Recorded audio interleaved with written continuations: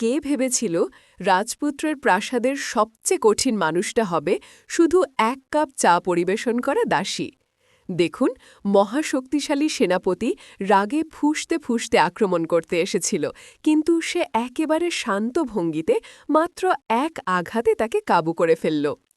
আসল ঘটনা কিন্তু আরও গভীর। সেটা শুরু হয় অনেক আগে থেকে। গল্পের নায়িকা শাও ছিংশুয়ে।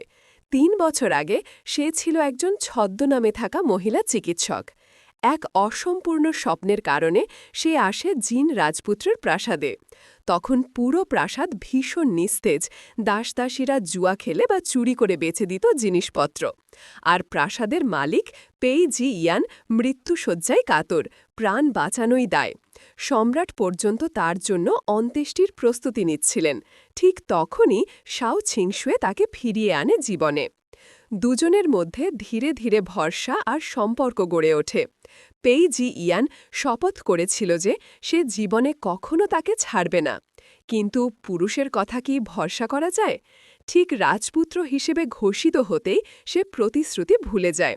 শাও ছিংশুয়েকে প্রধান স্ত্রী থেকে নামিয়ে বিশেষ উপপত্নী করতে চায়, আর সেনাপতির মেয়ে ইউন শুয়ে ইয়াওকে বিয়ে করার সিদ্ধান্ত নেয়। শাও ছিংশুয়া প্রতিবাদ করলে পেই জি ইয়ান ঠান্ডা মাথায় সব উড়িয়ে দেয়। প্রেম, ভালোবাসা, এমনকি কারো প্রাণ বাঁচানোর ঋণও তার চোখে ক্ষমতার চেয়ে তুচ্ছ। শাও ছিংশুয়ের ক্ষোভ তখন আগুনের মতো জ্বলে ওঠে। সে সিদ্ধান্ত নেয় এই প্রতারক রাজপুত্রকে সে ছেড়ে দেবে। একটি বৈধ বিচ্ছেদের দলিল হে লিশুর জিখে নেবে তার কাছ থেকে। কথায় নয়, কাজে নামল শাও ছিংশুয়ে। সে নিজের সব জিনিস গুছিয়ে নিল, এমনকি একটি সূঁচ পর্যন্ত রাজপুত্রের প্রাসাদে রেখে যেতে রাজি হল না।